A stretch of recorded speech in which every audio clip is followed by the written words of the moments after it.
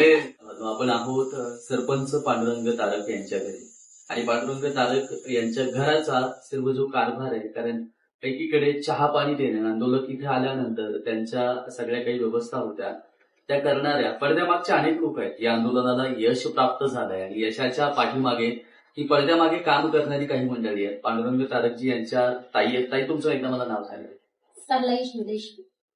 तर आता जर बघितलं तर इथं दादा आल्यानंतरची धावपळ होते. कधी कधी रात्री 2 वाजता, कधी 1 वाजता दादा येतात, जेवायला करावं लागतं. काय वाटतं बरं या सगळ्या? आम्हाला आनंदच वाटतो. दादा लांबच दिसले तरी आम्ही लगेच स्वच्छता ठेवतो. दादा लांब दिसले की सगळ्या गोष्टी म्हणजे दादांची रूम असेल किंवा इथला परिसर असेल हे सगळं पटापटा आवरून ठेवायचं. दादा येणार आहेत हे कळताच. आणि मधल्या काळामध्ये जर बघितलं तर म्हणजे अनेक लोक या घरात येऊन गेले. डायरेक्ट काही वेळेस ते किचन मध्ये सुद्धा यायचे. काही वेळेस किचन आपलं हे जे किचन होतं पाठीमागे नेलं होतं. तर त्यावेळेस काय आता वाटायचं? काय काहीच नाही, कारण लोक येते आपल्या घरी, दार आहे म्हणूनच येतात ना.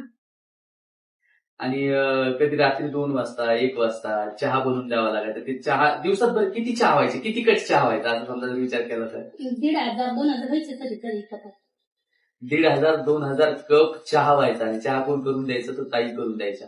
त्या ताई म्हणजे इथं कोणी हे करणार नाही, कुटुंबातला एक भाग आहे. पांडुरंग तारक यांच्या बहीण आहेत आणि त्या या समाजाची सेवा करताना कधी थकल्या नाही. कारण बांधवांनो, यश प्राप्त झालं, फटाकड्या भाजल्या, गुलाल उधळला आणि तो गुलाल कुणामुळे उधळलाय ना तर हे सर्व आंतरवालीकरातल्या सर्व गावकऱ्यांच्या म्हणजे सर्वांचं श्रम आहे. सर्वांनी मोठं योगदान दिलंय. या योगदानाला कधी विसरता येणार नाही. कारण बहीण असून सुद्धा परत कधी चिडचिड वाटायची का आता खूप झालं आता. आणि आमच्या भावनेचा सपोर्टच कसा होता, काही जरी झालं तरी सहन करायचं, आपल्याला आरक्षणच मिळवायचं. आरक्षण मिळवायचं. आणि त्यामध्ये कधी कधी मी सुद्धा यायचो. मलाही जेवणाचं स्वयंपाक जर मी कुठला तर मी चिवडा पण द्यायची लोकांना. कारण बरेच वेळेस बांधवानो, कारण मी इथं मुक्कामाला असलो ना तर ताई वारंवार विचारायचं उद्या जेवला का. आणि जेवणाची व्यवस्था असेल, कधी मला भाजी जर तिखट असेल तर दूध दिलं जायचं. कारण अगदी घरातल्यासारखं. आणि ते सुद्धा माझी मोठी बहीण, मला बहीण नाहीये पण माझ्या मोठ्या बहिणीसारखं ताईंनी मला सांभाळलं. आणि हे सर्व कुटुंब पांडुरंग तारक जे आहेत यांचं कुटुंब अगदी प्रत्येकाला मनमिळावू कुटुंब आहे. आणि इथल्या सर्व जर बघितलं तर सगळ्यांना सांभाळून यांनी घेतलं. घरात किचनमध्ये चप्पल घेऊन येत होते काही लोक, किचनमध्ये कुणी तंबाखू खायचं. तर अशा काही गोष्टी बऱ्याच घडल्या बरं. कारण तो प्रकार मी इथं जाणून मी पाहत होतो. आणि मी आंतरवाली सराठीमध्ये मागचा 1 ते 2 वर्ष आंतरवाली सराठीमध्येच आम्ही पूर्ण दिवस म्हणजे 2 वर्ष इकडेच घातले आणि गावाकडे सुद्धा नव्हतो. फक्त मधला काही काळ वारीचा झाल्यानंतर मी विहीर पाडणं चालू होते, त्यानंतर मी गावाकडे गेलो. पण हे सगळं घडलं गेलं आणि आज यश प्राप्त होते. आता काय वाटतं बरं ह्या सगळ्या आता आनंद, आता फटाकड्या गुलाल, दादा आल्यानंतर काय जल्लोष होणार आहे? दिवाळी साजरी होणार आहे.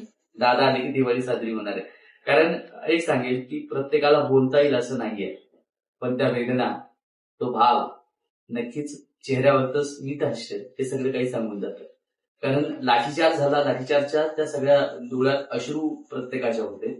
आणि लाठीचार्ज झाल्यानंतर पुन्हा आता यश प्राप्त होतं याचा आनंदही आंतरवालीकरांमध्ये आहे. आणि या सगळ्या गोष्टी आपल्यापर्यंत पोहोचवण्याचं काम मी करतोय. आणि ताईंचं खूप मोठं योगदान दिलं. ताई खूप सहकार्य या लढ्याला केलं, त्याबद्दल ताईचे मनापासून धन्यवाद. आणि आपल्या सर्वांनी हा व्हिडिओ संपूर्ण महाराष्ट्रभर पोहोचवा.